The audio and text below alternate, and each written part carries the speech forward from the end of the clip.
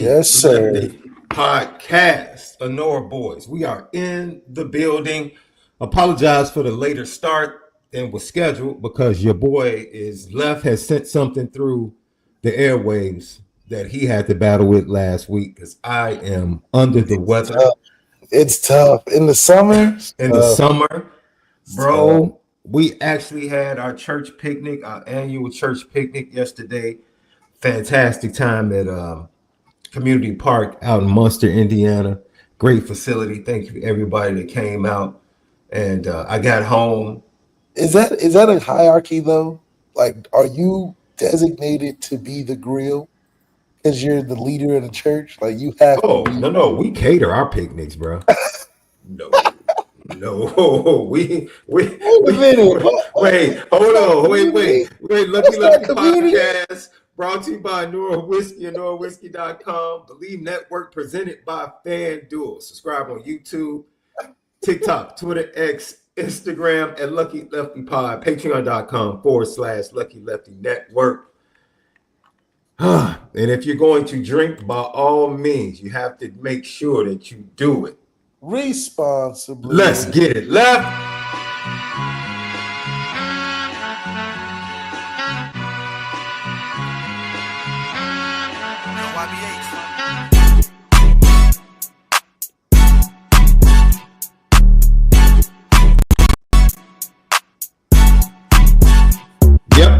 Hope everybody had a great weekend. Nothing like Mondays. In a few weeks, we'll be having Victory Mondays right here on the Lucky Lefty podcast. August 31st is right around the corner. Today, we're going to hear from Mike Brown and his group of wide receivers. Then we have buzz that the quarterback battle is neck and neck. Nose and nose. Looks like it's going to be a photo finish. Big time scrimmage coming up this Sunday.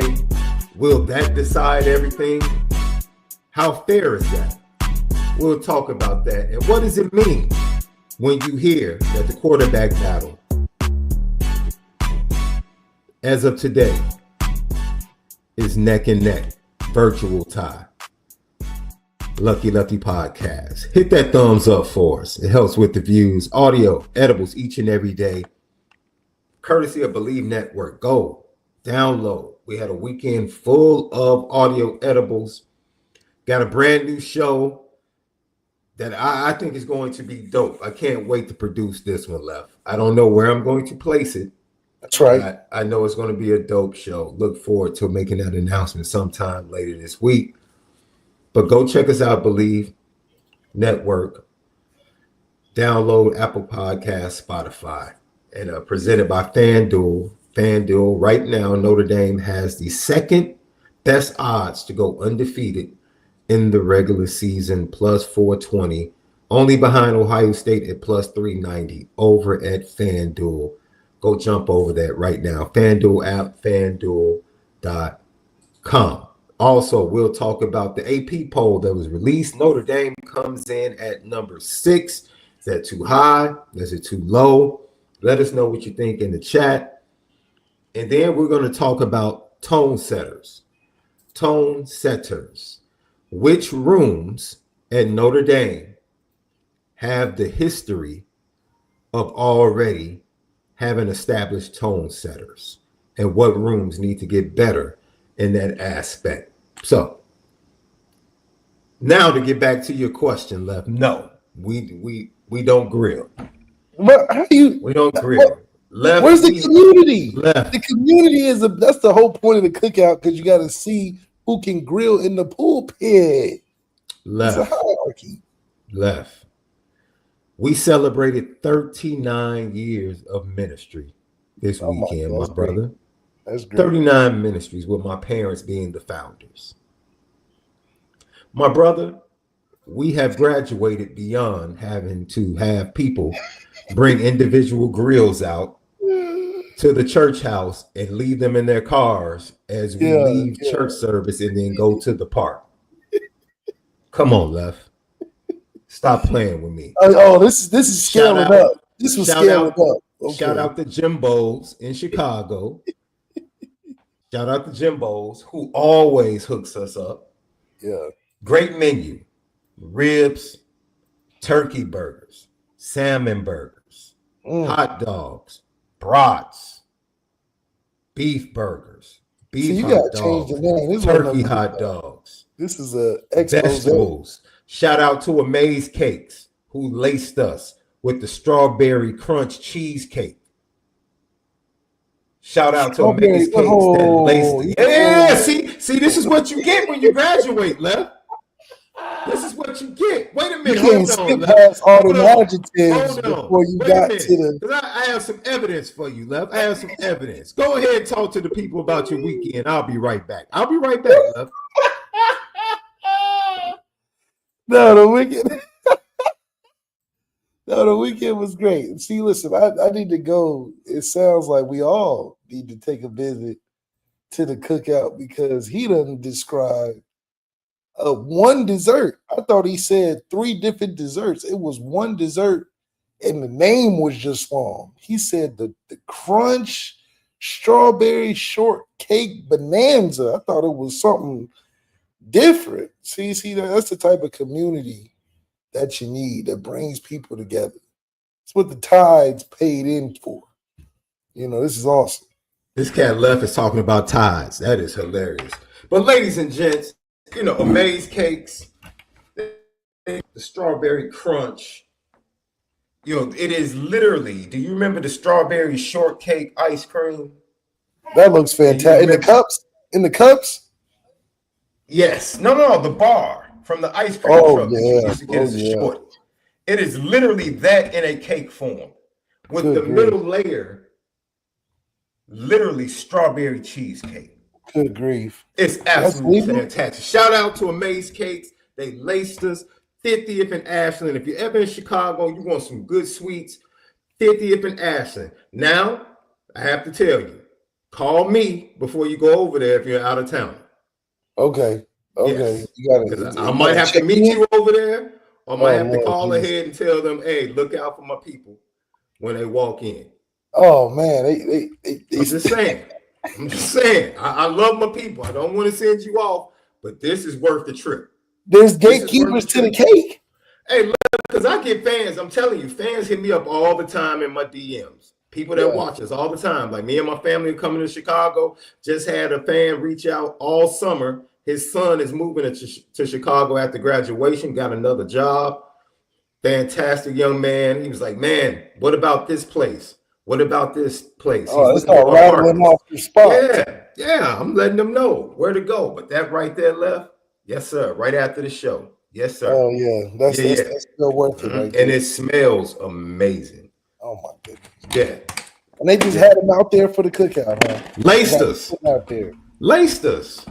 Jeez. Laced us.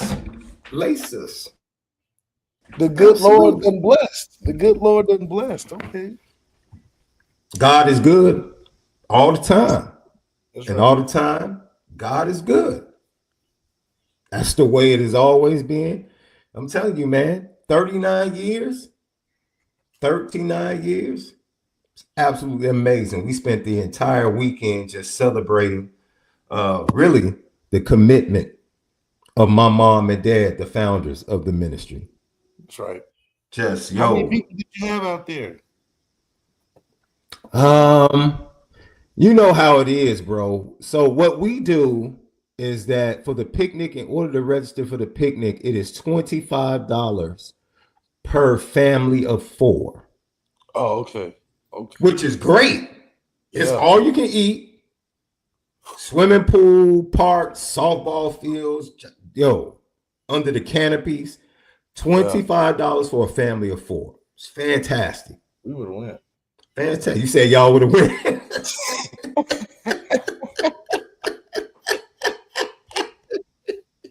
Let's say, we would have been there.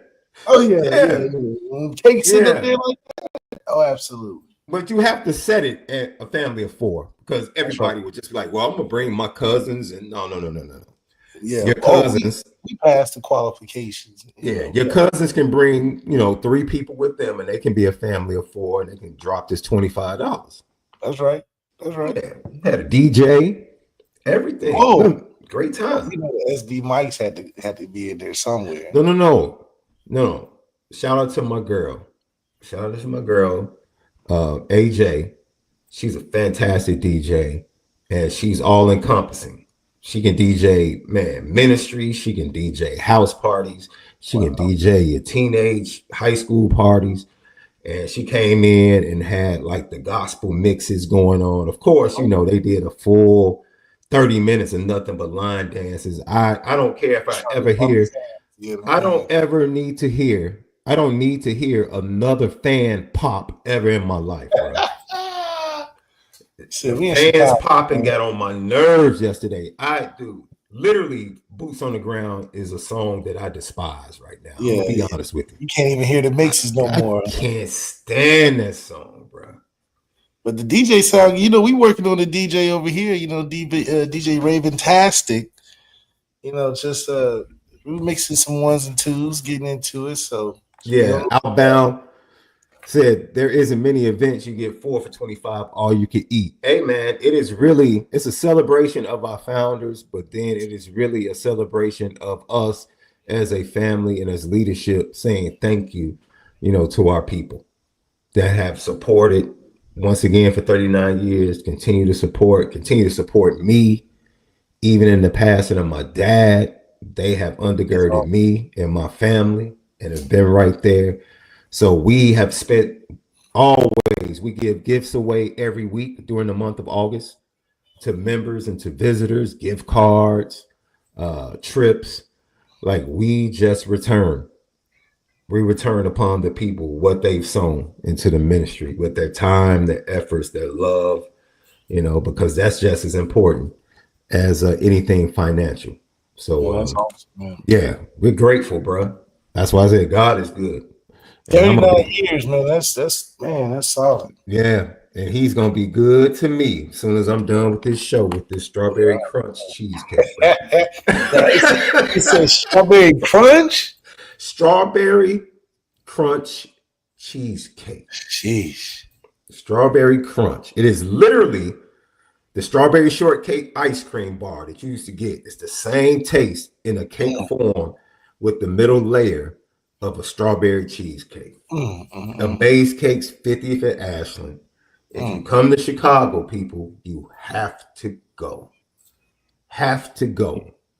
Absolutely amazing, bro. Bruh, she has a caramel red velvet cake left. A caramel red velvet. A caramel red velvet cake. That is absolutely amazing. I got Gina Williams out there said Sean got the taste of Chicago at his church. That's what it sounds like. Hey, man. You know, it's a blessing, man. Matter of fact, I'll let everybody know next year. LL fans, because if you're in the Chicago area, you're more than welcome to come out. You're more than welcome to come out and register. I'll let you know where to register for it. Bring your family. It's a great time. Great time. That's so awesome. Let's get to it.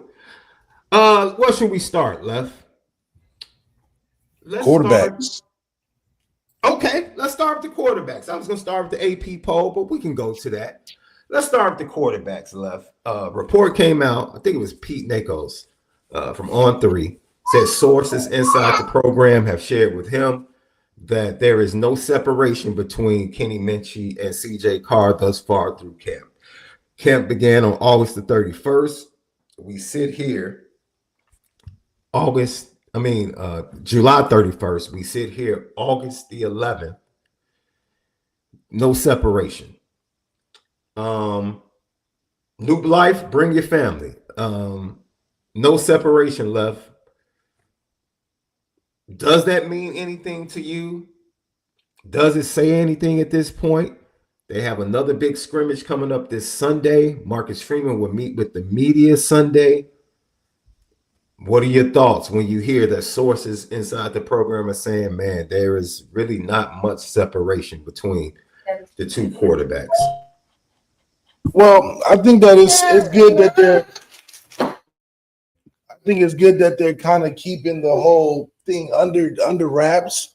just because you're getting closer to game week, so you really want to have the opportunity to still have some strategy, have the other team thinking about game planning for two different guys. So I do think this late in the process is not that big of a deal to say that it's neck and neck. I think that's just more strategy purposes.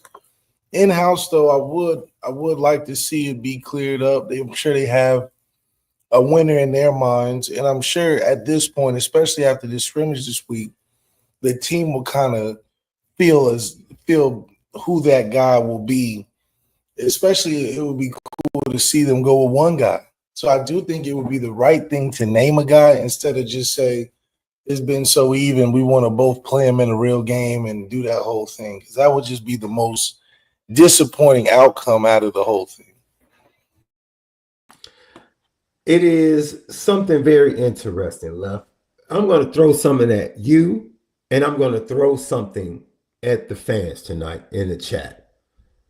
It might light the chat on fire, but I'm just going to go ahead and get theoretical about some things. It has been presumed by most, going back even to this time last year, going through the season, and even into the playoffs in this spring, it has been presumed by most that the battle was pretty much a wrap. Let's keep it a buck, Left. Let's keep it all the way 100. If people are being honest, especially people that cover Notre Dame, the majority of them were either reporting what they heard from sources or what they believe as it was one quarterback's job to lose. That's what we heard for over a year. Over a year. Even last year when people were looking forward to this spring, and we knew the spring would probably highlight a 3-man quarterback battle, people were very open that the buzz around the program was this one particular quarterback was going to be the guy. If I'm wrong in the chat, let me know. But that's what I picked up. Those are the things that I read. Those are the things that I saw. Those are the things that I heard. Now we get to a point where I think there's 7 practices in. I Bleav there's 7 practices in. We're at this point now where we're hearing that there is no separation. I'm going to be honest with you, Left. Based upon what was expected, I'm wondering if we should be disappointed in one of these quarterbacks, or should we be disappointed in the intel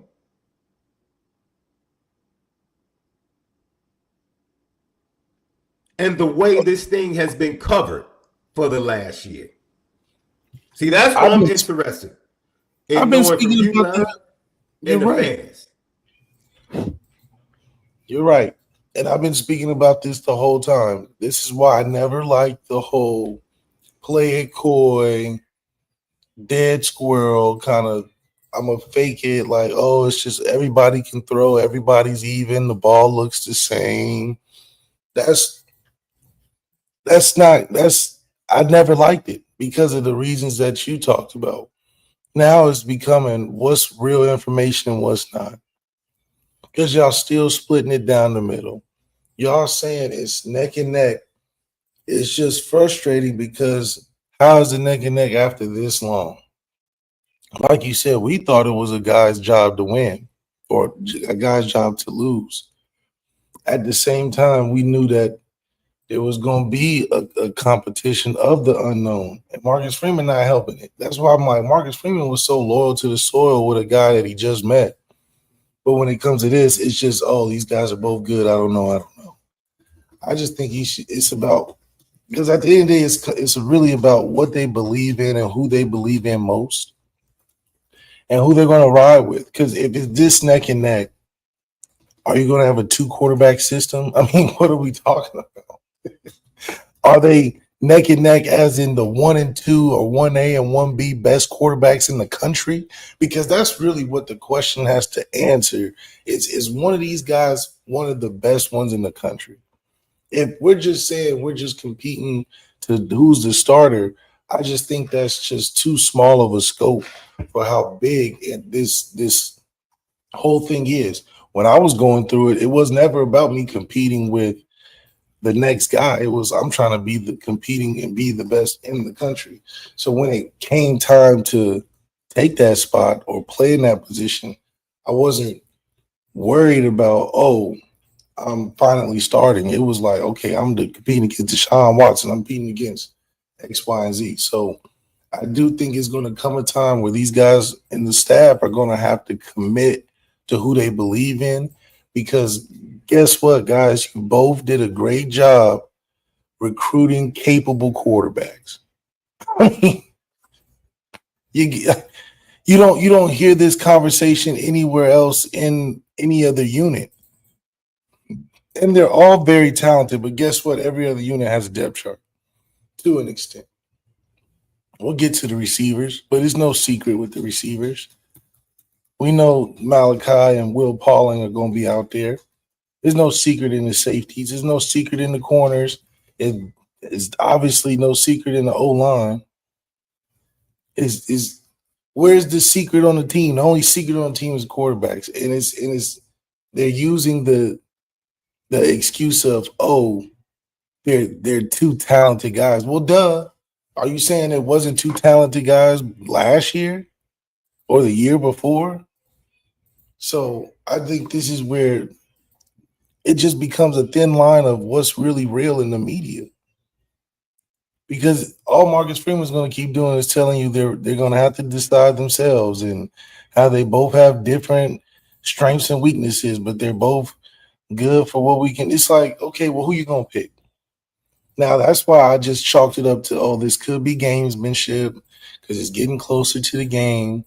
I just remember going through something very similar, and unfortunately, a week before the game, well, then I'm actually getting informed of how things are going to go.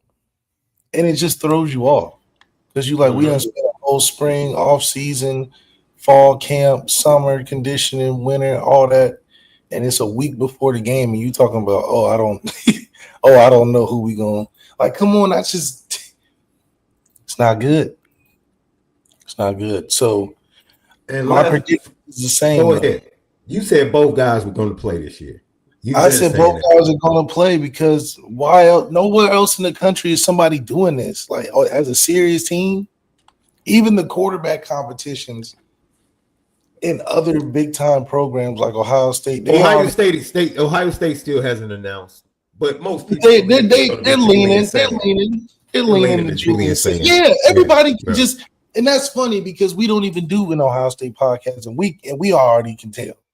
Everybody can tell except us. Why is that a thing? Like, why is that a thing?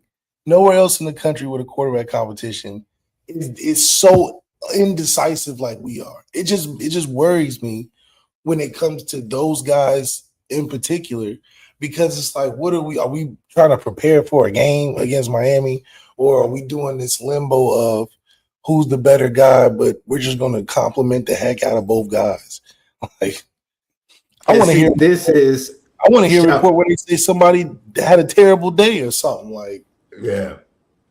I want to bring up 4 comments that I think are going to lead right into my next point about this. P Dub says, if it was CJ's to lose and it's even, give it to KM, to Kenny Minchie. And Justin Kane says, this was created by media and podcasters. Wasn't created by us. No. We weren't saying that. No, we told you what we thought. We definitely weren't saying that. But you're right. because I talked about how presumptive others were. And then I got Sid Irish, you're right. This is what is created. They turn Indy fans against each other and the quarterbacks. Absolutely right. See, because I didn't say what I said to lean one way or the other. I said what I said to let it be known that in order to speak about one or the other, you don't even have to mention the other. If I want to speak about CJ Carr, I don't even have to talk about Kenny Minchey. If I want to mention something that Kenny Minchey did, I don't have to be comparative with CJ Carr. I don't. And I kept telling fans all spring, what did I keep saying? Embrace where this quarterback room is in comparison to where it was 2 years ago. Light years. It is a blessing to have two talented guys in a quarterback battle. A blessing. Because I watched Drew Pine and Tyler Buckner go through a quarterback battle one spring. Not too long ago. It's totally different. It's totally different. When you get people coming out of a spring game, it's literally a glorified practice. But you can only do that. This guy's light years better than that guy. And I'm sitting up here like, yeah, but what's been happening in the other practices leading up to that game? But that's not fair just because the ambiguity from the staff. They keep throwing it in there as everybody is even, everybody's the same, everybody's having a good day, a good time, they're buddies. But the problem is that you're just confusing the situation. I just point to what everybody else is doing is because the teams that are going to be successful this year are already knowing who the guy is. Mm-hmm. And that's just credit to giving them the time spent knowing they're the guy. You gotta fill this position out a little bit. And the only problem why they comparative is because you have to. You have to be comparative. There's only one guy that can play. They're not comparing MALIK and Will Pauling because they know, guess what? They're both going to be on the field, so it don't matter. Unfortunately, CJ and Kenny are not going to both be on the field at the same time. And not knowing who the head man is going to be comparisons. It's going to be the what ifs. Because guess what? The guy needs to be in a position where he needs to feel like he's the guy. And that's coming from the staff. That's coming from the team around him. Because the team's on edge. They're like, all right, we know both guys can't play, but we're trying to lock in with two different guys right now. So I asked this question, Lef, because in most situations like this, when you have a quarterback battle and you have the younger of the quarterbacks, that usually gets the nod when it's close. Normally, that's the way it's happened. We go with the guy that's younger that we're going to have here more years. Start his clock. The inverse has taken place because presumably it was the younger guy that was out front. So now how does that work? When the elder statesman is the one that was considered the underdog, and now it's even. Does it work in reverse now? By the results being neck and neck, do you now lean towards Kenny? Because he wasn't really expected to be at this point as we sit here on August 11th? It's just interesting, man. It's a conundrum. It's a conundrum. And of course, this is all sources, hearsay. And within that building, there could be a consensus amongst Gino Guidugli, Marcus Freeman, and Mike Denbrock at this point. It really could. Really could be a consensus right now. That's what matters. Who knows, though? That's the Holy Trinity when it comes to this quarterback battle. Yeah. And it could be a consensus right now. But I want to know from the Notre Dame fans, Hearing that it is a dead heat right now, does it make you feel more confident about what the outcome is going to be whenever it's announced? That's the LL question of the day. Hearing that news, does it make you more confident in what the eventual outcome will be? I think that Kenny will play, and then they'll have not. I don't want it to be quoted or thought of as a quick leash, but they're going to work CJ in, man. I don't see them not playing him, and I don't see them not giving Kenny the respect to start.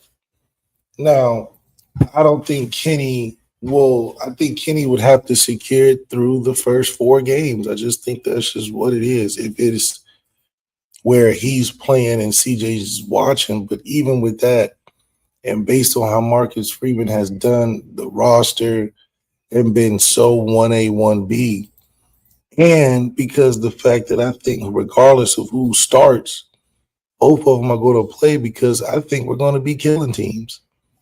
So it's really not so much about who takes the first snap. I do believe we'll be good enough to where they'll both get quarters throughout the year. Because Marcus Freeman, I don't think he's feeling like he's in a position where he needs one guy. I mean, if we're being realistic, if we're number 2 odds in Vegas for going undefeated, Marcus Freeman probably like, okay, we know for a fact we roll out there either guy, we can win a football game. So, we can build it up and start Kenny, but CJ will have his helmet on all game. So I don't think it's a question until we get in a position where either we have just a Trevor Lawrence or Deshaun Watson coming, Jaden Wade coming, then I just don't see Marcus Freeman not feeling like if he has 2 solid guys, he can play as many guys as he can. Unfortunately.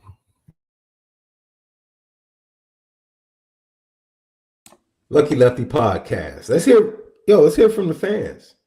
Some comments. Black Rhino says it just means we have 2 good quarterbacks.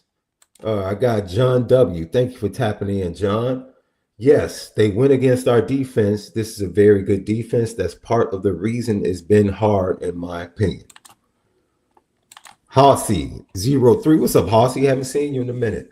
Yes, because it tells me, or at least when we're live. Yes, because it tells me that Kenny is the player I expected him to be.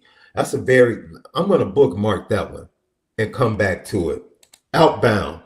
I think whoever starts, they will be better come playoff time when it really matters. I can see that. And then Justin Kane, I agree with John W. I expect Denbrock to scheme up something to get easy reads for our new quarterbacks. I want to go back to what Hossy said, Left, and kind of springboard off of this. He says, yes, because it tells me that Kenny is the player I expected him to be. I don't think anything negative. I want to be clear. I don't think what was reported by Pete Nakos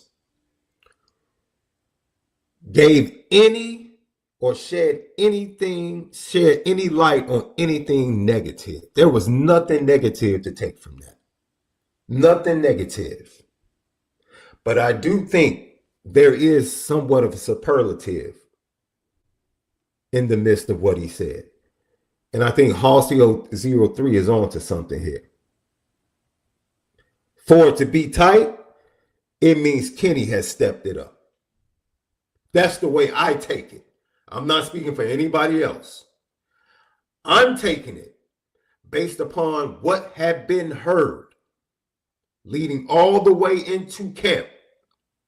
What had been heard, and for it to be at this place on August the 11th, that means Kenny, in my opinion, has elevated himself or has stepped up and said, you have to beat me.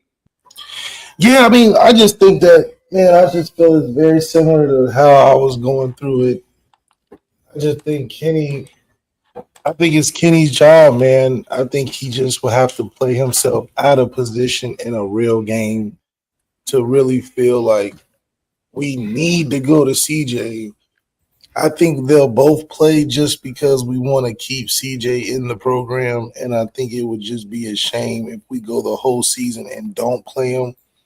I think the only way we just don't play CJ at all is if Kenny Minchie is just that deal. I mean, that's just where the position of the quarterback has to be at anyway. But if he goes out there and just makes it undeniable, goes 400 yards, 5 touchdowns, like just silly video game numbers, I think Kenny will be fine. If he goes in there and plays how we expect him to do, pretty good, because we probably going to win and does some good things, they're going to put CJ in regardless. I just think in the playoffs, yes, we will revisit this conversation. I think it will matter more when it comes to the playoffs. Yeah. This whole regular season, in my opinion, it's just an audition. We got 2 seasons now. If we can just keep 2 guys, play them all season, hell, that's hard for the defense to prepare for. Hell, we can keep 2 guys healthy. Hell, we can keep guys happy. Hell, we can show college football we the first team that can play 2 quarterbacks comfortably like we're playing everywhere else on the roster. If we made it through a whole season with 1 guy, can we do it with 2? I mean, why not? I mean, Marcus Freeman's been reinventing the wheel in some aspects.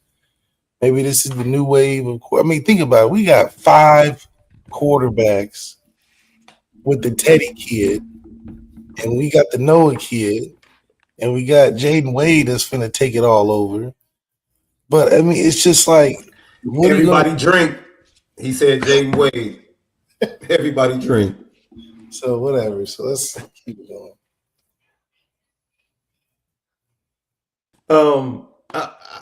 I just want to say that, I think I'm enjoying this, bro.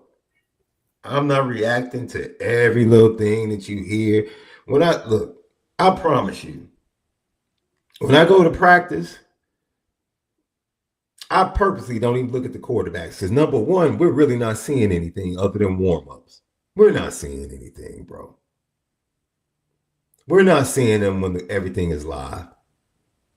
We haven't seen them with full pass on. We haven't, bro. We didn't see the scrimmage. So we really don't know what's transpiring when the pressure is elevated. We just know adrenaline is pumping. Better production out of the quarterback position. That's all we know. Because it's realistic. Either guy that starts is still going to be us handing the ball off. 180 carries given to more running backs. That's a positive. Mm-hmm. Yeah. You're going to see a couple dinks and dunks and easy rollouts for whatever quarterback's out there. And then you're just going to see a couple more shots downfield. I mean, it's not like we're running a whole new offense, guys. We're just doing the same thing. But this time, it'll be a little more balanced on tossing the ball down the field. Because guess what? We got 2 guys that can do it. Our offense can't change that much. We still got Jadarian Price, Jeremiah Love. We added 2 nice receivers. I mean, come on. This is going to be a smooth transition, right? We're not going to have too much of a just think about it. Texas A&M with Connor Wegman and the Marcel kid. Okay, that's you don't know, right? And you're going back and forth between guys because Texas A&M as a team has other things that need to be patched. The Notre Dame position right now is the most gifted, easiest, nicest way to enter college football at a high level because the whole team is good. That's why I'm like, whoever we put in there, please let them just play the next 2 years uncontested because that way we can see the position flourish how it should.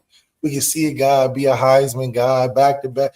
Give us a chance to do that because the team is right where it should be.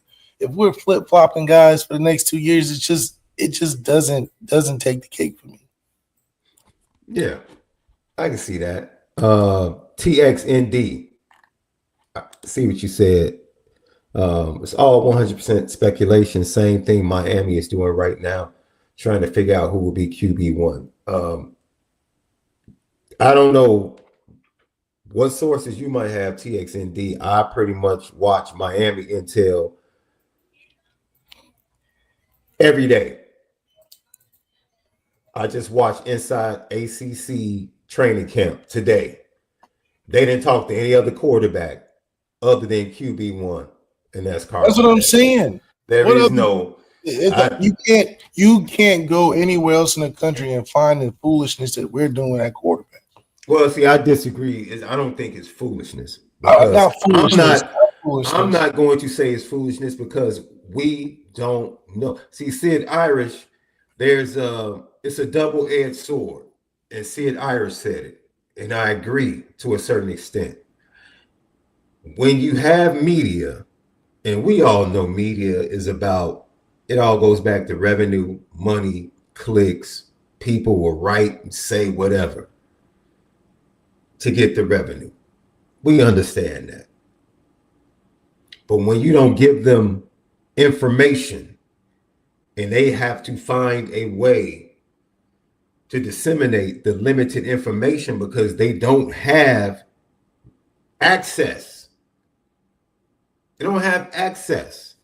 And I agree, we don't need to be there. If it's 25 practices, we don't need to be there for half the practices. If we're using man, give me 3-4 practices. I don't need to be there for 20 minutes. Just give me access to 3-4 practices across the spring, across the fall camp. I'm good. Give me one at the beginning, give me one in the middle, and give me one more. Or you can just give me one at the beginning and the middle, and then give me limited access towards the end, because you really don't want us to see when you start to lock in and prepare for your first week opponent. I'm good with that as well. But when you don't give access, because I do think they limited access because they had young quarterbacks, I do think it was a method to the madness. How about Marcus Freeman handled things the way he handled it in the spring with the 3-man competition and in the fall with the 2-man competition? But when you do that, the byproduct of that, unfortunately, excuse me, guys, the byproduct of that, unfortunately, is going to be the media creating narratives, talking about they're hearing from sources, because no one has really seen it. I'm with Hosey. All they can do is speculate because they haven't had clear enough access to form their own facts and truths. They have to go based upon what sources are saying. See, that's from there. See, but think about it. How is it that they are able to like Hosey 03 said it? Hosey 03 said it perfectly. How is it that we become so indecisive about guys that we have seen over years, yet we commit wholeheartedly to guys that just get here for a couple months? We committed wholeheartedly to a full season for a guy that couldn't even get through spring practice, wasn't even healthy until the start of fall camp, which is 2 months before the first game. And Marcus Freeman was gung-ho sold on this kid, Riley Leonard. But why is it in-house? Because you're telling me honestly that CJ and Kenny Minchie wasn't better than Riley Leonard the last year, to where you saw both of them throughout an entire year. But see, Left, it's nuance, bro. It's not about whether or not they're better throwers because of football. We're only pointing this out. They were not going to win with that offense. Not these two youngsters. But you're how? Left. How? Stop. Because we have to really talk about not going into that game against Penn State and winning that game. Steve Angeli should have been playing, but even with Steve both Angeli might not have won that Penn State game. You're basing it on a small sample size. Both of the skill sets going to do. Both of the skill sets of Riley Leonard and Steve Angeli, I would still take CJ and Kenny over them. Okay, so who was going to close? Who in that quarterback room was going to close like Riley Leonard did last year? Who? He was forced to close. He had 180 carries. No. How do you have 180 forced to close because what did they have? They didn't have a guy who can throw. So the guy that was forced to close. No. Let's keep it a buck. Now, we did say this. I think it was something like in the playoffs, I think the end of the season, like the last 6 games, the stat is Faison and Greathouse was targeted 50 times, 42 receptions for like close to 600 yards. So that kind of refuted the idea that the receivers weren't. It's like, all right, we made all these excuses for why Riley Leonard struggled in the passing game, and we blame the receivers. And don't get me wrong, the receivers struggled. But for some reason, towards the end of the season, Georgia, like that doesn't make sense. You had 2 dudes get hot towards the end of the year. And from what I hear, people that watch film, well, you know what? Let me tell you, this is a continuation. It might not, you know what? I don't even know if I blame anybody. This is the continuation.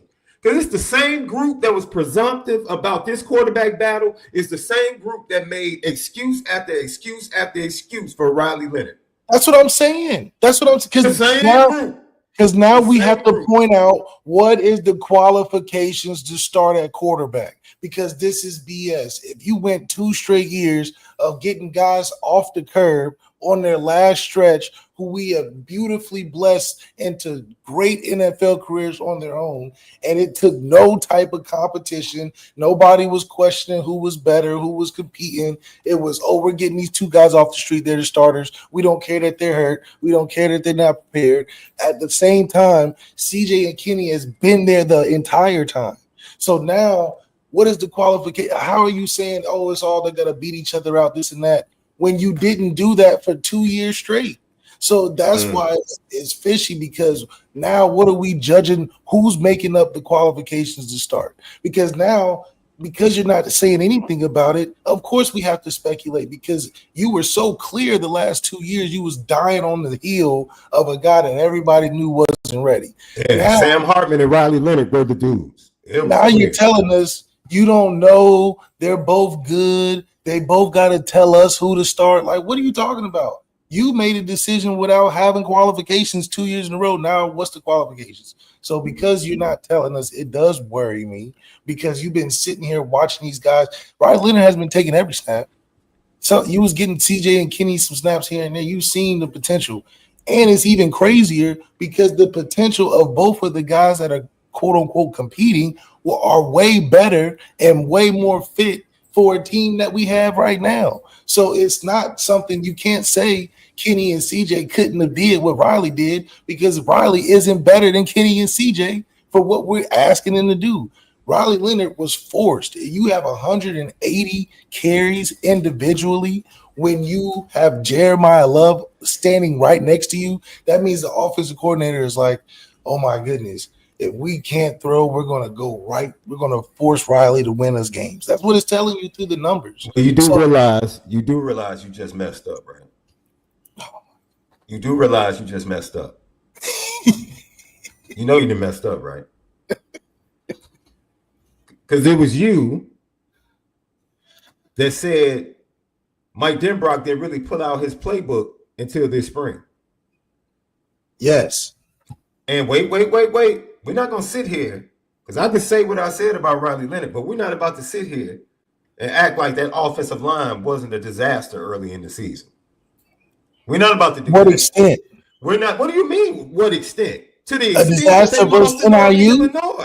That's but what is NIU? But what is NIU? They were horrible. Like 2 weeks later, CJ and Kenny team.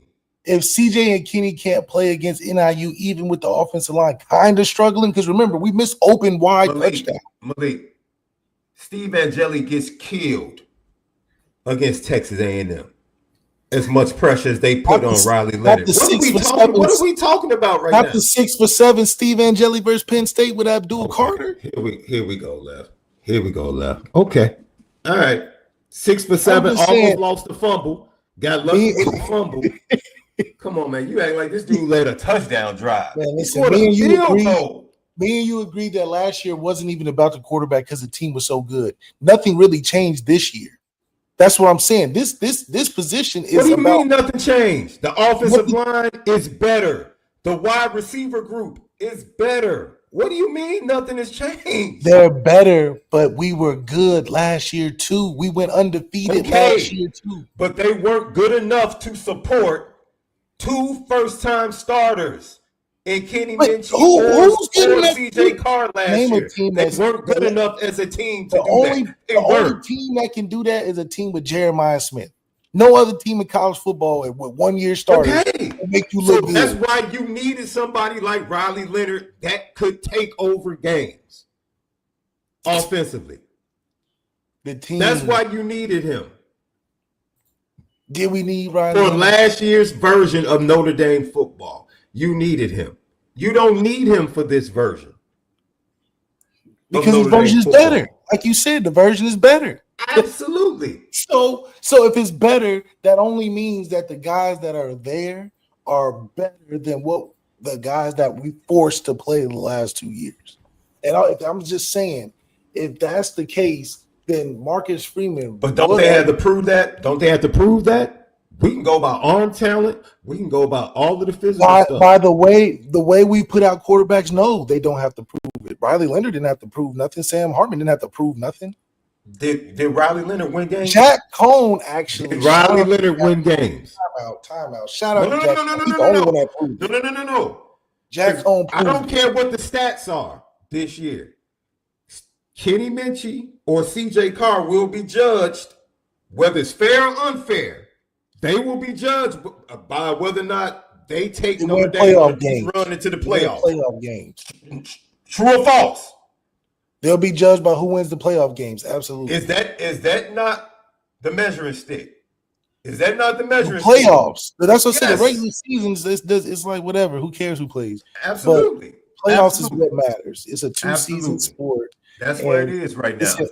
But at the end of the day, Marcus Freeman has to clean up what he's expecting from his quarterbacks and what he's going by.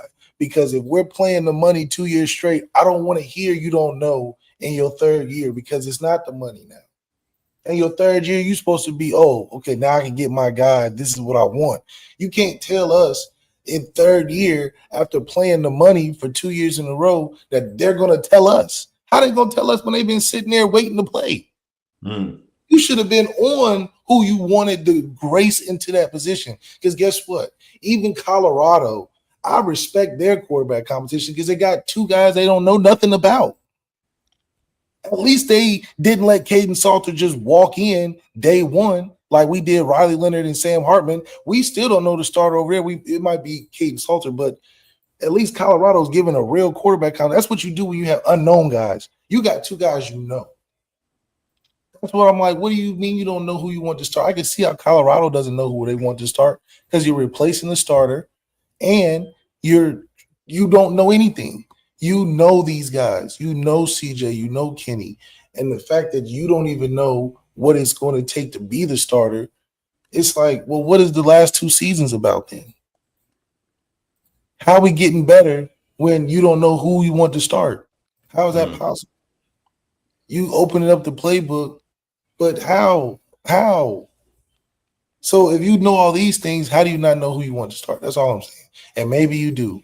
But I don't think it's fair to the 2 guys because, like, who else? Like, it just doesn't make no sense.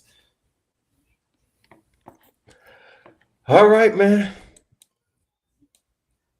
Lucky Lefty podcast. I just thought I would say that it made me feel great to hear that everything was neck and neck because that means Kenny stepped up to the challenge.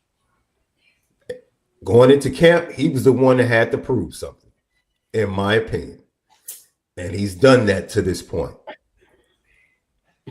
And so I'm extremely excited and still confident about whatever the outcome is going to be come August 31st or whenever the See, we decision need is to made. get some of that. We need some of that Dylan Raiola love. Where Dylan Raiola was just like, oh, that's the man. We don't even know the backup at Nebraska.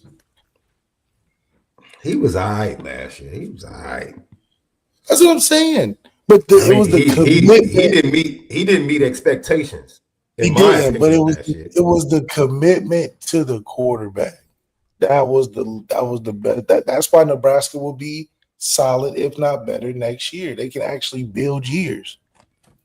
Can we build a year saying we don't know who we got the guy for? I mean, come on. Yeah.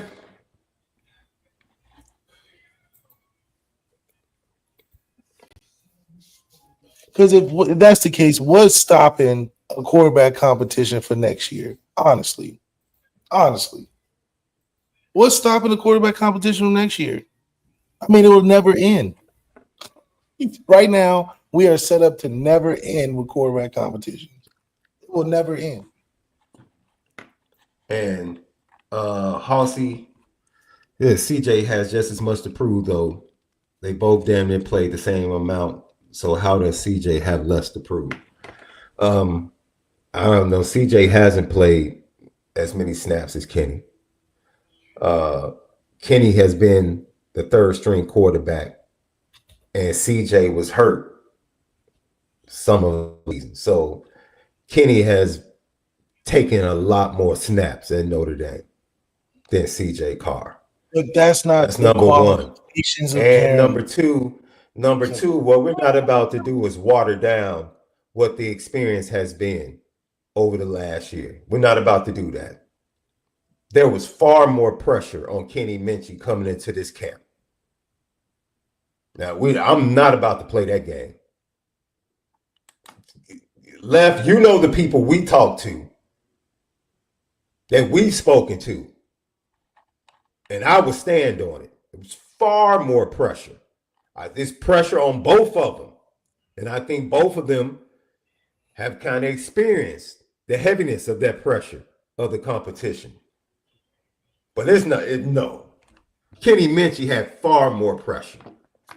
I just don't see it as pressure. To overtake what the presumption was. Because as much as we say the media created it, I can't speak for everybody, but I know at least 3 or 4 people that were presumptive in some of the things that they said do have sources, credible sources, close to the situation. I know that for a fact.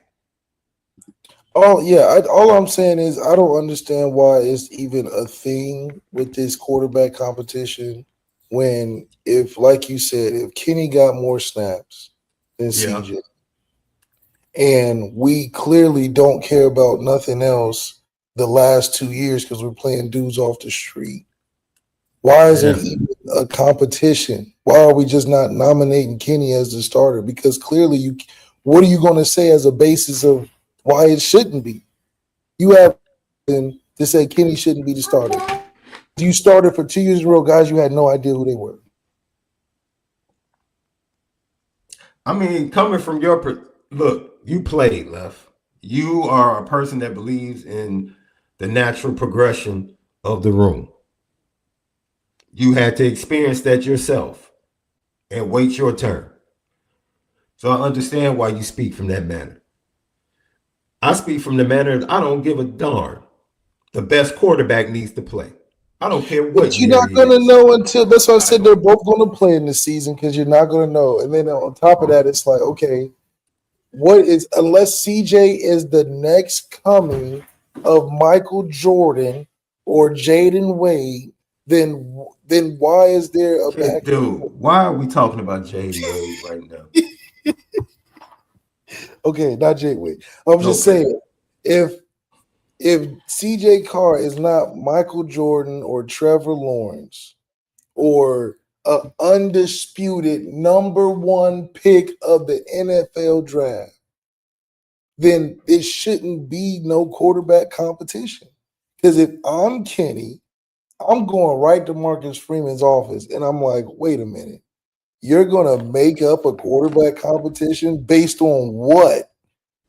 If anything, if we just go pure foundation, has not played more than me here at all. So I don't know. Are you saying he's going to be the number one pick? Are you saying he's just going to go in here and win 5 playoff games? Like, what is telling you that this is a competition? Because if I'm Kenny, I'm saying the last 2 years, it wasn't no competition. Last 2 years, I saw what you did. I remember those conversations you had with the same guy that stayed last year where you told him to his face he's not good enough. I didn't see what you did. So now we get to 2025. Now you telling me who was told to his face he wasn't good enough? Huh? Who was told to his face he wasn't good enough the last 2 years? Steve and Tyler Buckner.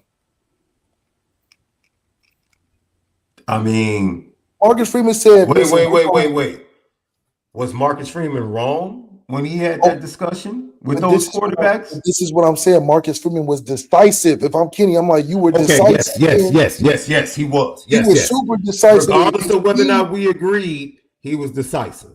And Steve didn't play not a lick, and you told him that you're going to outsource talent.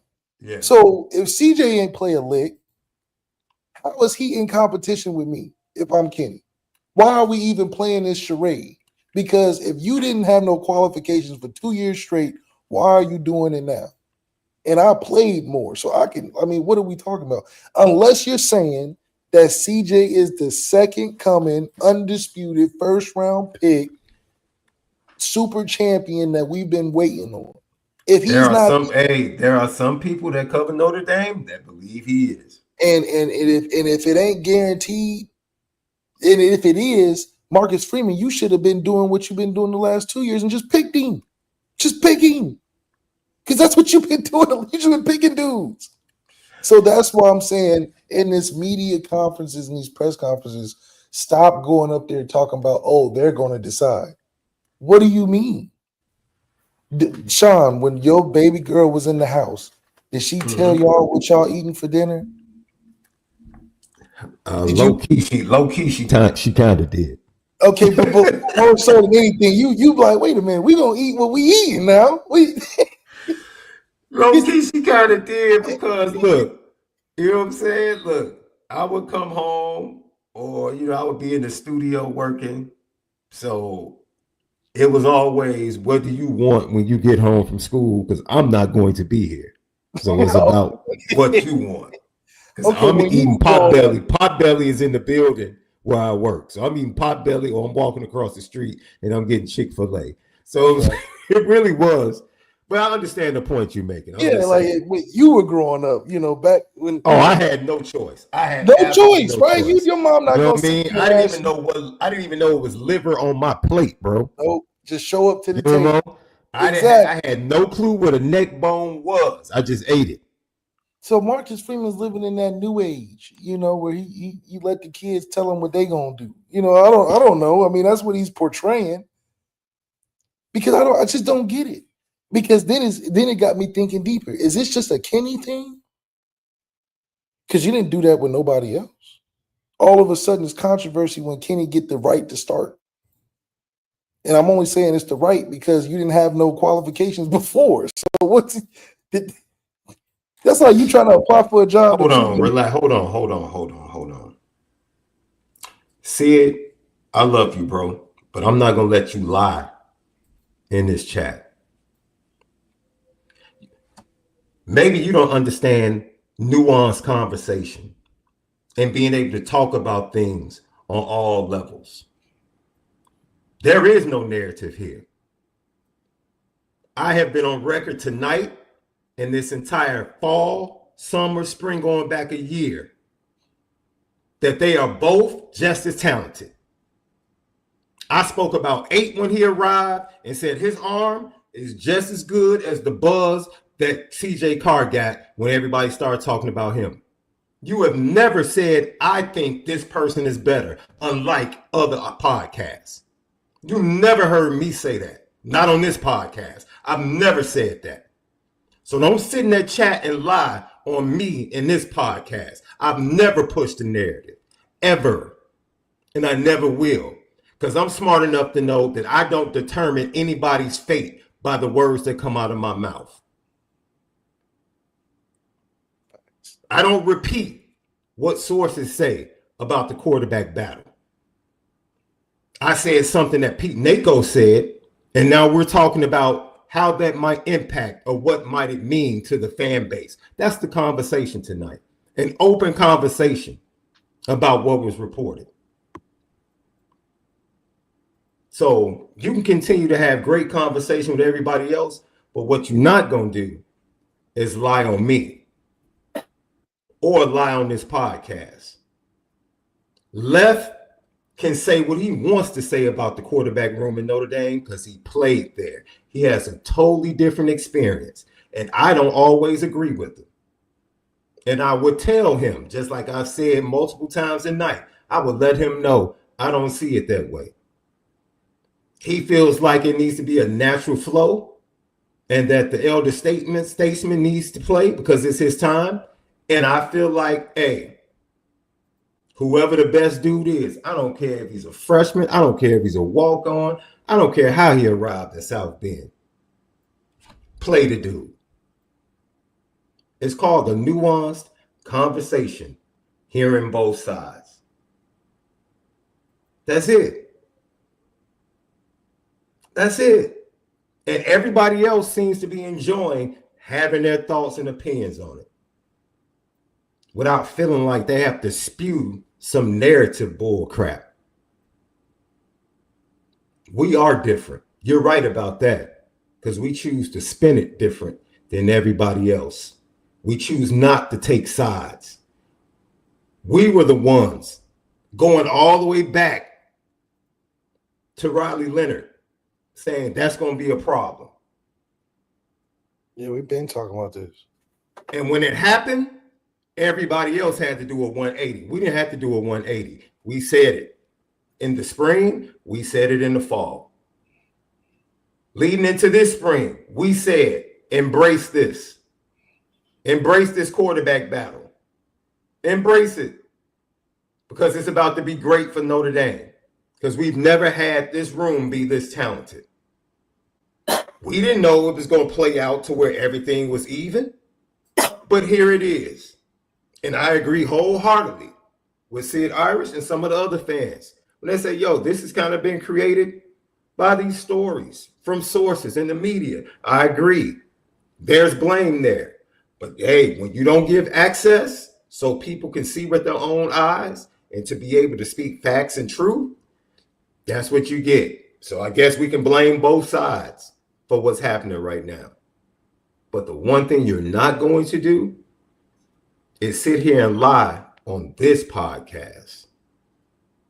Because the stuff that Left knows that I could allow him to say to get clicks, that I constantly tell Left, we're not doing that.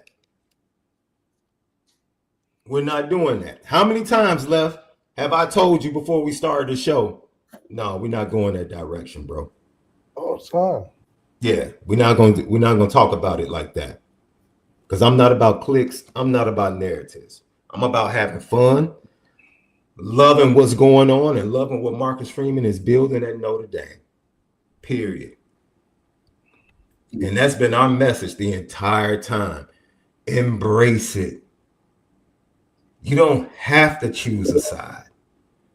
You don't have to disparage this kid because you prefer that kid. You don't have to do it. And we've said it. And unfortunately, fans make their own decision.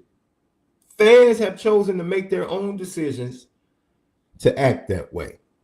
Some media types have made their own decision to act that way. Left and I disagree on what the flow should be, but the one thing we agree on is that whoever the quarterback is, they're going to win games. Whomever. And we both feel confident in that. because this team is a really good team. It's a really good team. And the truth of the matter is just how good one of these quarterbacks can or will be could literally be the missing piece to this being an all-time great Notre Dame football team. All-time great. That's just the way it is. Lucky Lefty Podcast. Go to FanDuel right now. Notre Dame is still sitting there right about 2.5 left, 2.5 point favorites over Miami. So you want to jump on that? Could that number shrink as it gets closer to the 31st? I don't think so, Left. I actually think the number might go up once the quarterback decision is made. I think it's sitting at 2.5 because of the unknown of the Notre Dame quarterback decision.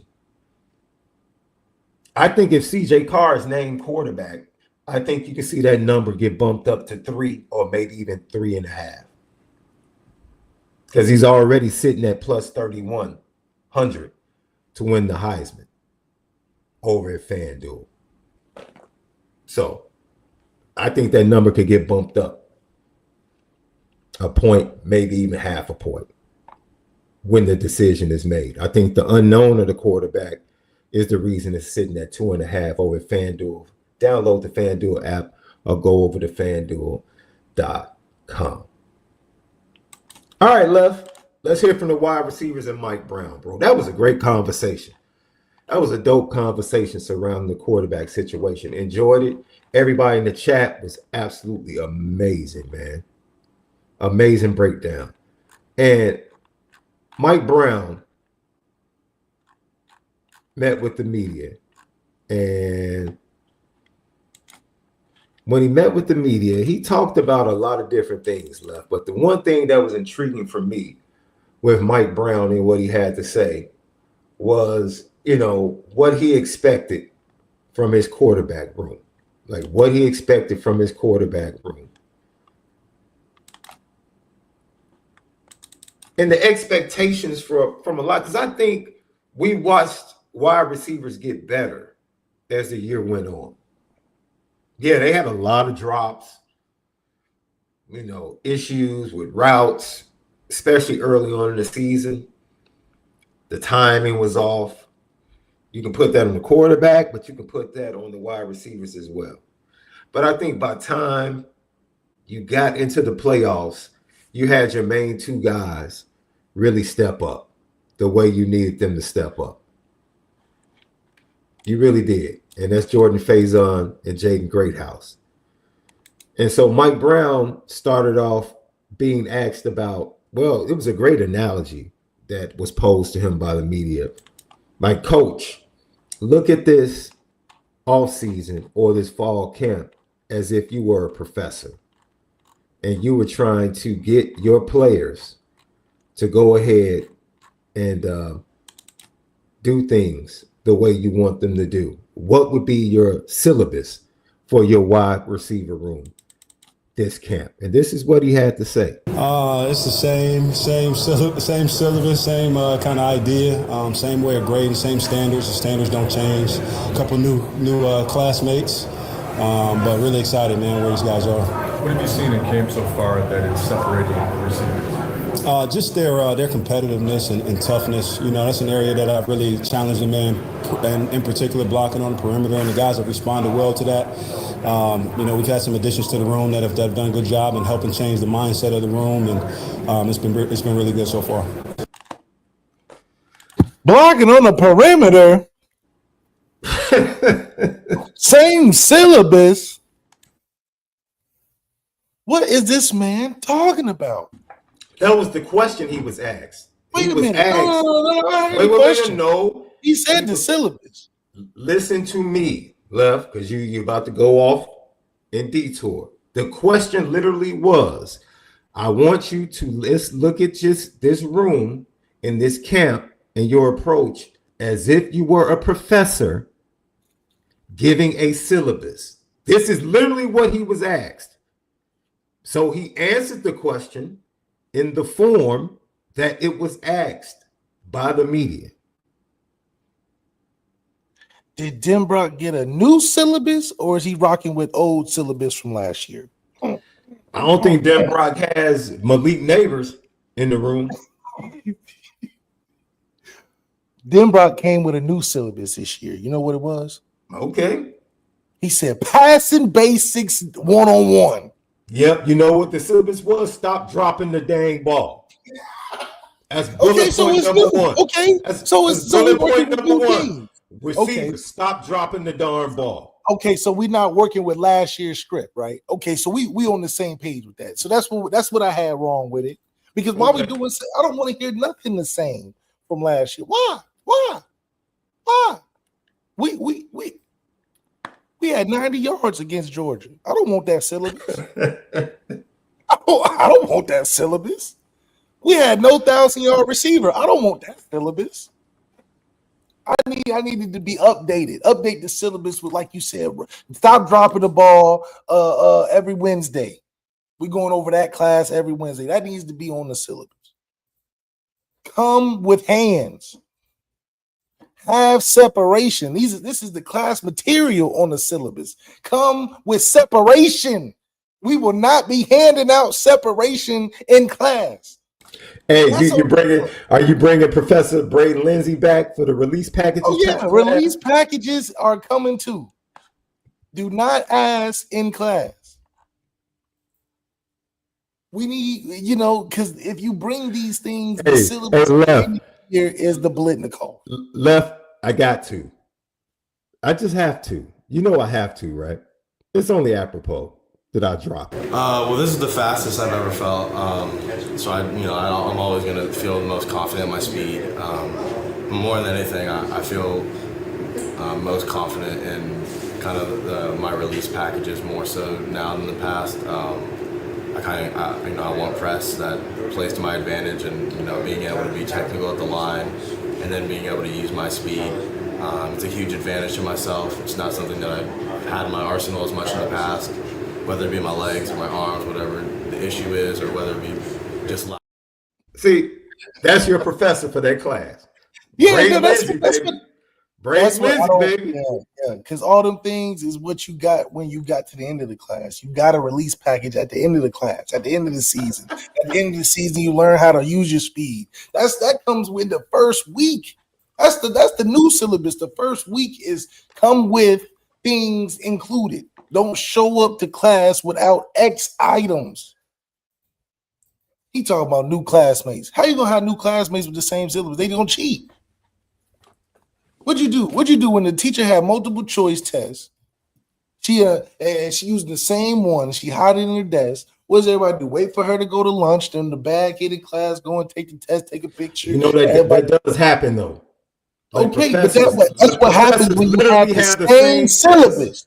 From year to year, the same syllabus. And that's what happens when you have the same syllabus. You get the same BS. I don't want a 600-yard receiver. I don't want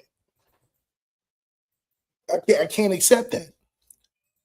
Where's Chris Mitchell at? He's floating out there in preseason somewhere. We should have been giving him the Sam Hartman treatment. We should have been giving him the Riley treatment.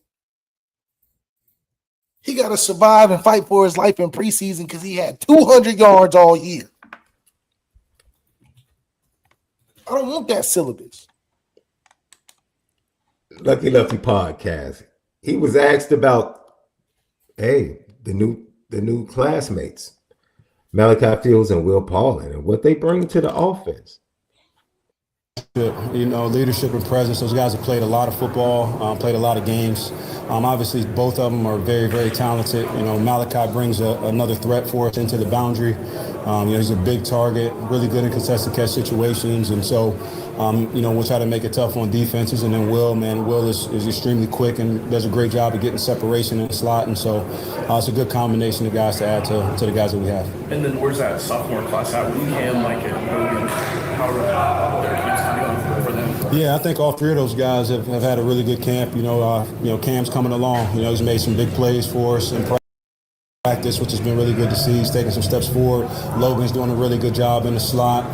Mike has done a really good job in the boundary. And I think, having those older guys that have come in and those guys have done an outstanding job of leading them and pushing them and getting them to raise their game. I don't know what he wants me to say. All he's saying is that we done stocked up. We done got us some new groceries. We done got that sourdough. It's great to add to the collection. The sourdough, we got that wheat, rye, gluten-free. We got the pita, tortilla wraps. Actually, today, Left, I had some cinnamon raisin Ezekiel bread. It was pretty easy. We done cop some of that, yeah. The Ezekiel Pauling bread. Yeah. We done cop some of that and we throw it in the pantry. But the question is, can we put the sandwich together? Is it gonna taste good? I know you done went to Trader Joe's, Whole Foods, and Sprouts in one day. You done collected all the nicest breads in the city. I don't want to hear about the nice breads. I want to know, do I come for the sandwich? Do you got the pastrami one day, the roast beef one day? The breads got to match the meats. Talk about the chemistry. Did the two come in and zoned in and eyed the quarterbacks that they gonna play with? Have they been spending time after practice? That's the information you want to feed the fans. Give us the chemistry talk, because like us fans, we're worried. Okay, they're great, but are they on time? Do they have chemistry with the quarterbacks? The quarterbacks never played. How is their experience helping the quarterbacks get in sync with them? Because they're going to be on the field. Come on. I know they're nice. We got the nicest breads in the whole city. We got a bakery. But do they taste good? Or are they like crumble cookie? Are they like crumble cookie? They got all types of different cookies and they all trash. All of them. All trash. Insomnia cookies, pretty solid. I like insomnia cookies. All right. That's what they are. Yeah. It's really, I only really go to Insomnia around Easter because they bring out the lemon white chocolate cookie every Easter. But other than that, menu the time, the seasonal menu. I can just go to Walmart, get me some Toll Houses, and just put the little squares in my oven, and I'm good. Oh, not how to make the real. Mike Brown, your two guys that's kind of stepped up for you in the playoffs. What's up with Jaden Greathouse and Faison? How are they improving? They got a couple years under their belt. They're our most experienced guys, that have been here and know how things go. And so, they're really good leaders for us in their own way. And so, seeing where those guys finished the season off last year, really looking forward to continuing to build upon that. And hopefully it grows here in this season. You mentioned the toughness of the transfers. How have you seen sort of the room as a whole embrace that and why can this be a group that steps up this year?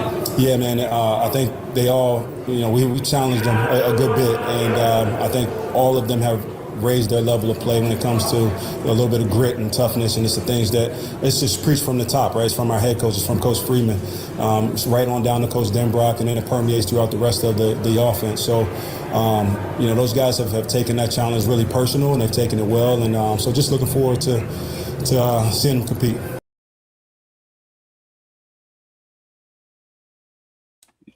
Well, we hope this is it's good coach talk. I want to see who makes an impact. I want to see who's trying to be Biletnikoff. I want to see who's striving to be better. So yeah, before I make my comment about Faison, because Jordan Faison said something, we're going to hear from him shortly. But I want to play this from Mike Brown, and then I'll get back to what he just said. He was asked whether or not the wide receiver room is going to be a strength of the team this year. is it going to be a strength of the team? I think it can be for sure. Time will tell. Different years bring different challenges. The thing that I love most about this group is that they're all very selfless, and all they want to do is win. And that's the special thing about this team. And it's about the team. It isn't about one position. It isn't about one person. It isn't about one player. It's about achieving team glory every Saturday. Or in this case, when we go out there and we play. So that's what you love about them. When their numbers are called, they'll be ready to go. And whatever we need to do to earn a victory on Saturdays or Sundays, and that's what we'll do. And you mentioned things starting from the top. Coach Freeman has challenged that group at times about pass catching and making those catches. How has the group taken that kind of critique from their head coach over time? Yeah, I mean, he's challenged all of us. Challenged us as coaches and just finding ways to get better. As it goes to our room, and those guys have taken it very well. They've taken it personal, and just looking to get better each and every day. And so it's really exciting to watch, and they're raising each other's level of play, which is the most exciting part. Hey, I love competition. And the reason I saved this is for that last piece right there, Left, because I would have been fine based upon the way they ended last season, coming in with Jordan Faison and Jaden Greathouse being your number one and number two. Because they proved it on the biggest stage that they could step up and make plays. But I think it was really shrewd on Notre Dame's part to go to the portal and bring in two guys that are really going to push them. Like, hey, no, that's not good enough. That's not good enough. Hey, that's Jared. How many yards you think you would have gotten a year in the NFL? Who is that? Smith. Ohio State receiver. Ask the question again. They said, how many yards do you think you would have gotten in the NFL season? He said at least 1,000. Oh, you talking about when they asked Jeremiah Smith at Big Ten Media Day? 1,000. He also said at Big Ten Media Day that Leonard Moore was the best defensive back he's ever played against. We like that. But I need receivers to talk like that too. Receivers be like, I can get 1,000 yards in the league right now. We need some of that because at the end of the day, team glory is important, but catching the balls is also important. Catching touchdowns and having 1,000 yards is also important. It's the fact that it's achievable, which is the frustrating part. We wouldn't be promoting us to be better and have a higher expectation if we literally didn't get two guys who have been the best in the conference that they came from. Yeah.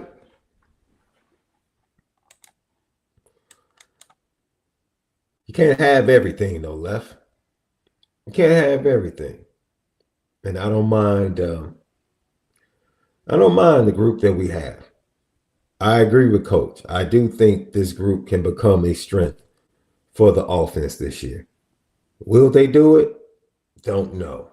Especially with losing Kevin Bauman, especially with the news of losing Keidron Young to an ACL for the year.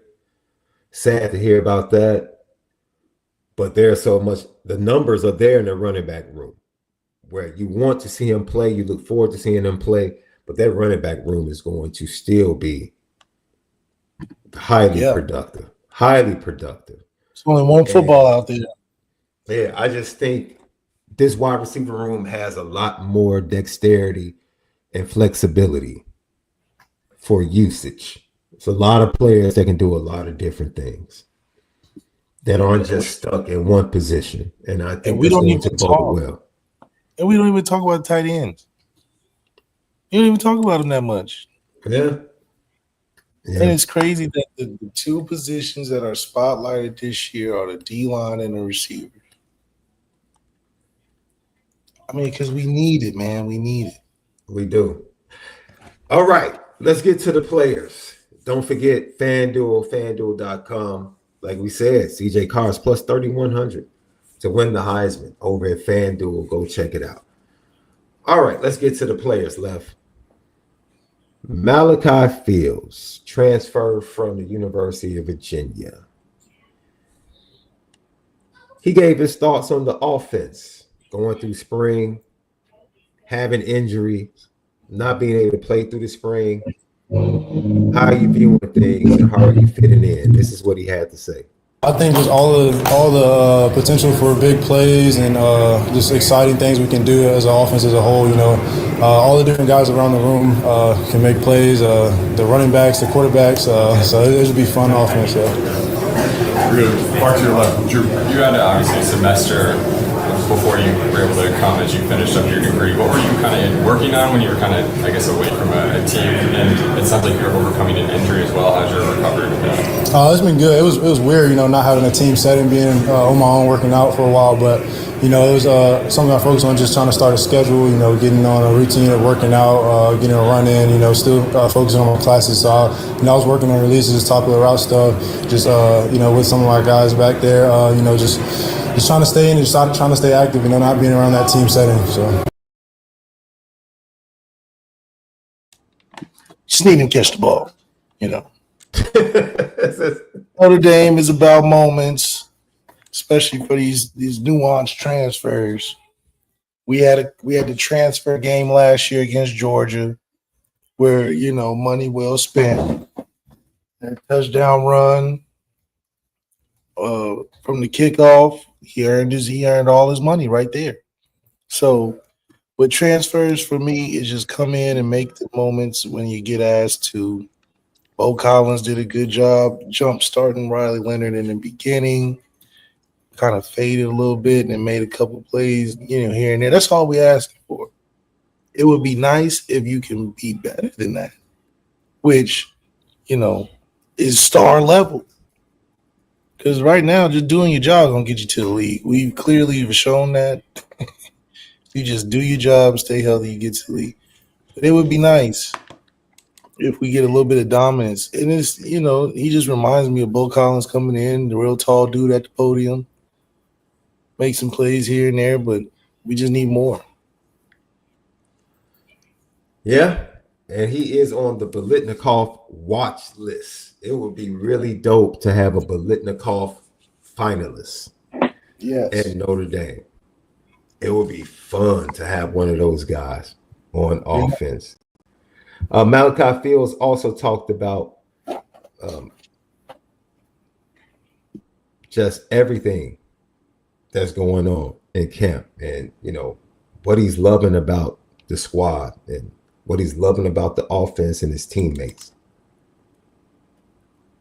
I feel like I can do it all, but I definitely do want to work on, creating separation and also, catching the ball short and taking it down the field for a longer play. You usually see the smaller slot guys catching the screen, but I want to showcase that's something I can do as well.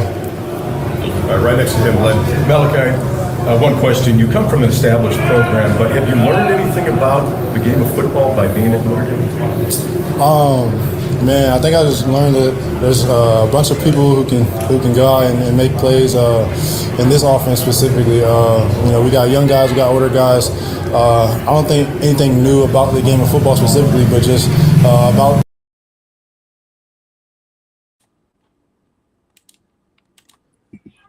Like he said, he realized that he is not a Mercedes amongst Fiats. You always give that analogy. Lev. So you just got to be ready when your time comes. Yes, we love that you're here. We love that you're going to contribute, but you can tell that, I don't have to be the number one dude because he's not pulling up the McDonald's, he's pulling up the Mastros out in Malibu. We got items and selections on here. We don't just got a 2 for $20. Yeah, the car's sitting out front, the valet. Yeah, you're gonna see something. So you're definitely going to see something. If anything, he's probably getting a better picture of what it's like to play a role on a team of good players, and that also takes adjustment because chances aren't going to be in volume, and you have to master the art of maximizing and being efficient. Jeremiah Love is a prime example. He could easily get 25 carries anywhere in the country a game. possibly 30-something touches total a game. But the fact that he can do so much on 7 carries, 10 carries, 5 carries is the reason why you know he's going to be valuable at the next level, because you can play and be productive on a good team. So that's the challenge that he'll face this year, because it can get frustrating. You know, the ball finally come to you, but you've been open all game and then you drop it. Now you're looking like, damn, right? And it just start playing that game. You like, and then Do you think that became a psychological issue for the wide receiver group, understanding week to week that the opportunities were going to be limited? Chris Mitchell had the most receptions in college football and came to Notre Dame and had 200 yards total. So it's like, yeah, that's an adjust. It takes it 2 years really, but now it'll be a little different this year because I feel like we will throw a little bit more. But unless we force feeding you the ball or this drive or this game, you just got to be a professional. And I think that's what makes Notre Dame so difficult, is that you may be a star at these other small schools, but come here, you got to learn to play.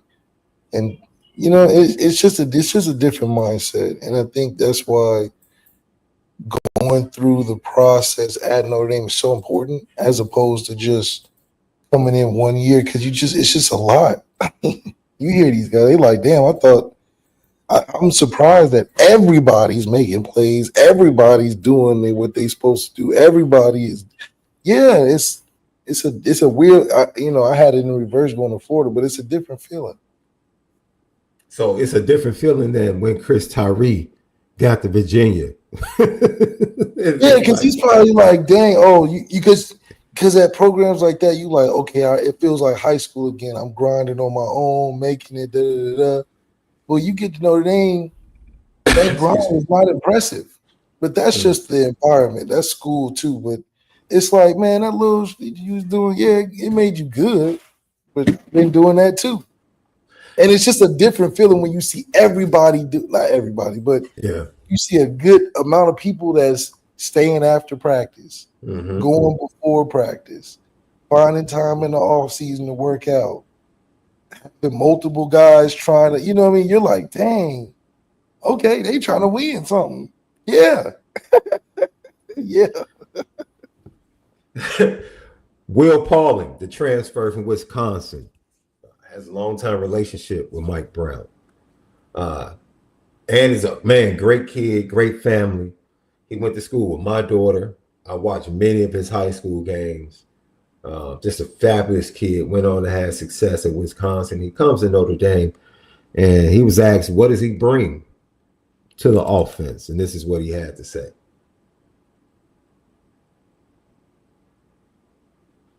Where can you help this offense? Yeah, I think aside from obviously speed and ability to kind of maneuver out the slot, find windows, make guys miss and separate in one-on-one coverage, I think just the way I play, the effort I bring, whether it's on the perimeter blocking, I think that's something I've been trying to bring to the room. Is obviously someone who comes in and works hard every single day. He's going to treat every play like it's last on the practice field, on the game field, whatever it is. So I think that's something I bring to this room.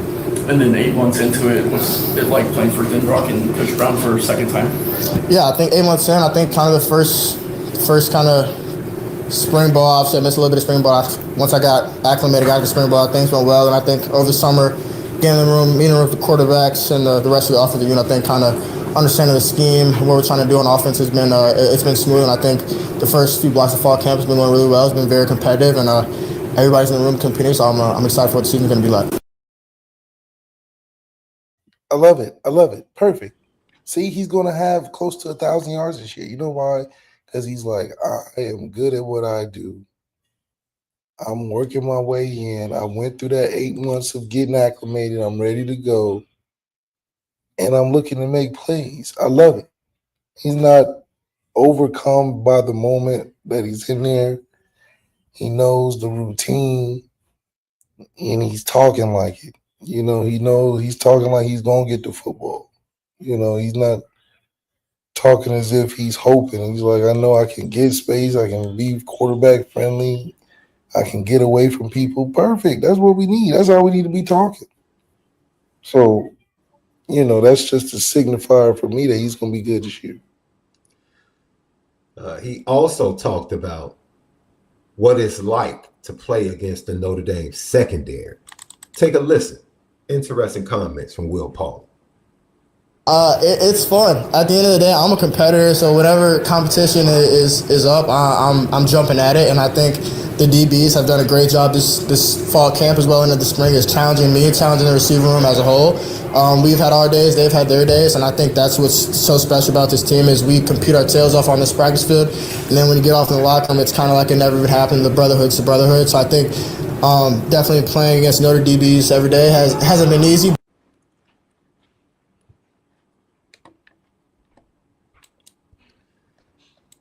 I like that comment as well, Left. Like, yo, when we're out there in that field, we're competing against one another. And then when we come back to the locker room, we're back to being brothers. And like I said, I think it's a benefit. I think Jordan Faison and Jaden Greathouse are going to be the main benefactors of the additions of Malachi Fields and Will Pauling. I truly believe that. I truly believe that. It gave them something to push them because they were already proving that they were getting better. But now they have some guys that are either right there with them or that they might even have to chase in a sense to keep them on their toes. Anytime you have that type of relationship in a room where there's a standard, and see, that's what you want, Left. That's what you're talking about. You want a standard to be set in the D-line room and the wide receiver room this year for players to come. Like, can we finally set the standard, an elite standard for players to come? That standard exists in the offensive line room. That standard exists in the running back room. That standard exists in the linebacker. And it exists now in the secondary. But what is the standard in the wide receiver room? You're going to transfer to Notre Dame and have 200 receiving yards? That's the standard right now. Is that the standard right now? What is the standard on the defensive line?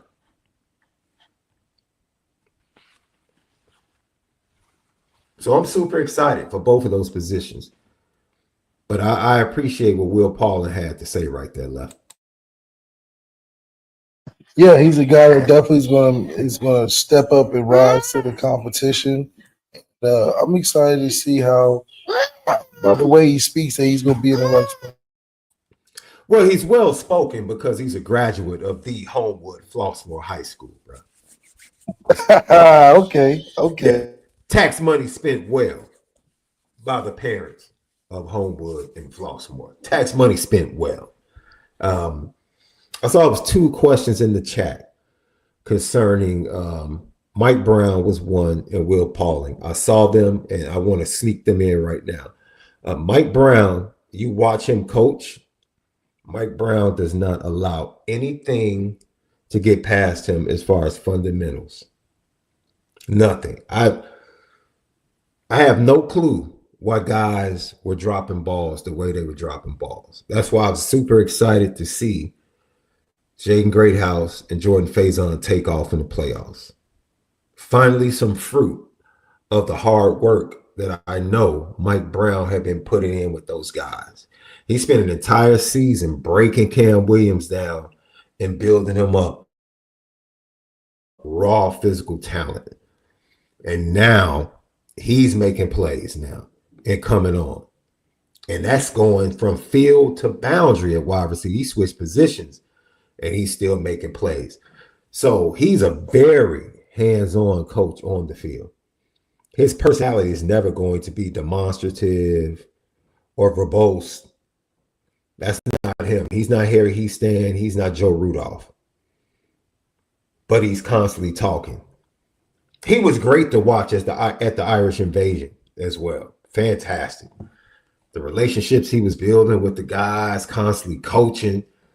Man, I love him. He's a great coach, man. He can coach. Young Mike Nichols. He can coach. Now, he has to start recruiting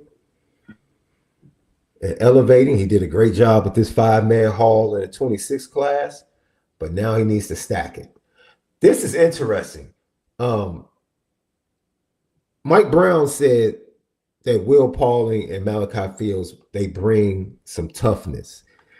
Will Pauling was asked about that, bringing the toughness to the wide receiver room. And this is what he had to say. Pretty interesting. The best way to kind of instill it is doing it every day. The best way to kind of instill it is doing it every day. I think Coach Brown tried to show an effort clip or somebody who's training every day to kind of start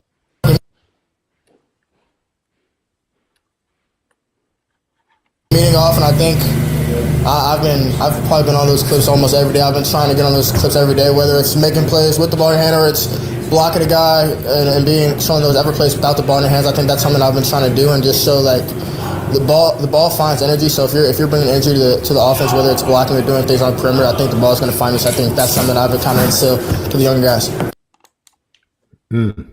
So you dropped that philosophy. The ball finds energy. I like that.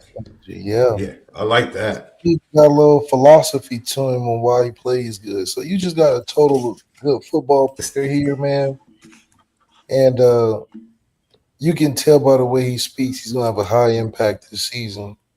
And you can tell he has a connection with the staff. They like what he's doing, and he's clear about what he's good at.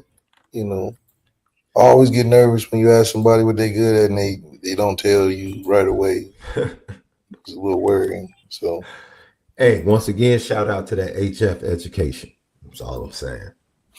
It's a well-spoken young man. That's all I have to say. Year 2 in Mike Denbrock's offense. Jordan Faison, the star of the first playoff game at home in the expanded playoff against Indiana. And this is what he had to say about year 2 under Mike Denbrock. I'm just understanding the offense completely, understanding my job and taking it to the next level, knowing why I'm doing my job, and being able to see defenses, the game slowing down for me out there on the field. I'm able to recognize before snapping and after snap, putting things together, understanding. And then health-wise, you battled through that ankle last year. What can a healthy Faison bring to the offense? Yeah, I'm able to play with clarity. No more having to focus on my ankle or do things around my ankle. It's, full speed ahead and, being able to do that, get back to myself and do what I got to do. We're going to go to the left over there. Second. What do you think? There's so much change in college football. Maintaining a championship contending culture, what does a team have to do that? Yeah, it's huge. From last year, obviously, we're keeping that pain with us. We had it through the summer, having it now throughout fall camp. But having that and knowing, it's become a new expectation, a new standard for us. We're going to go out there and do what we got to do every day.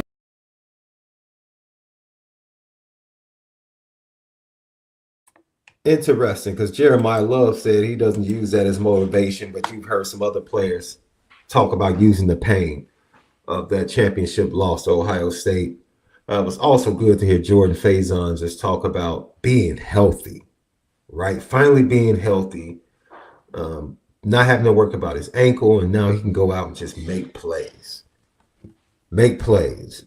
And when you have some other dudes in that room that could take some snaps from you, that's motivation as well, to stay healthy and then take advantage of the opportunities that you get. But I'm excited, just like he's excited, knowing what he's supposed to be doing, knowing all of his assignments, whether it's route running or blocking and what's expected. Excited what Jordan Faison had to say about year 2. He also talked about the addition of Will Pauling and MALIK Fields to the team and to the offense. And this is what he had to say about that.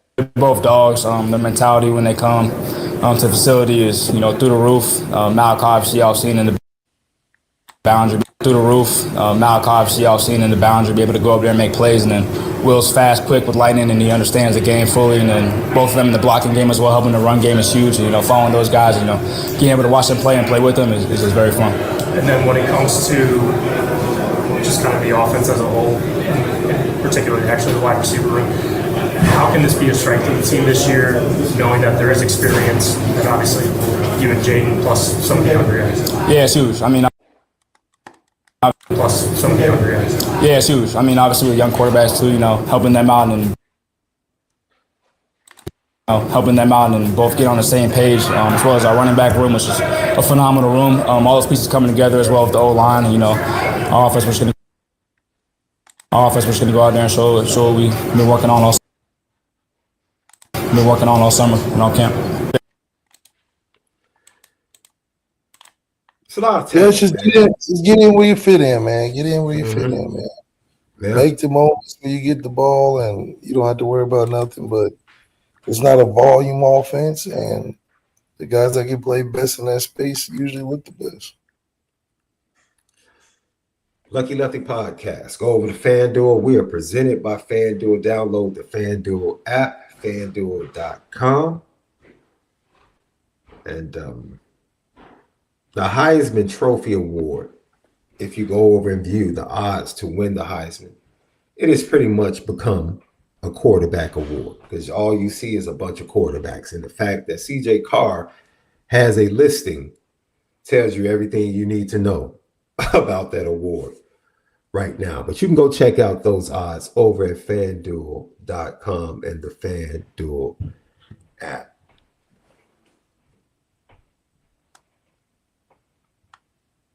I think that's it from the guys.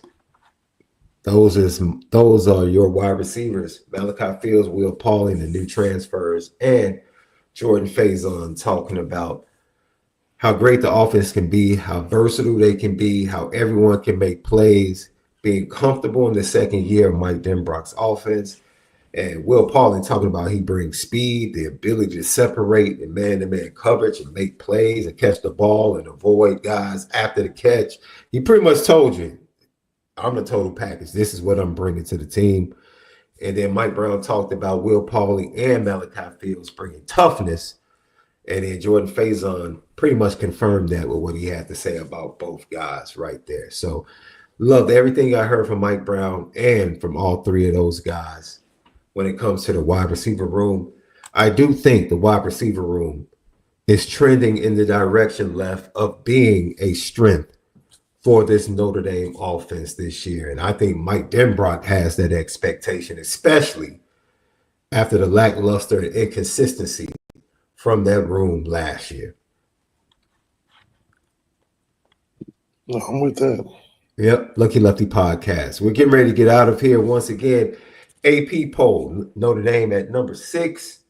Left, all I have to say about that is that everyone that's in front of them is probably in front of them because of reputation of what they've done up to this point.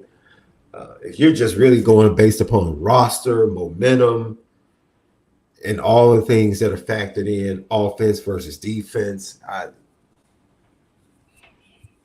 Ohio State, I can see. Penn State, I can see someone making that argument. I can't see Oregon. I don't know how Clemson is ranked ahead of Notre Dame.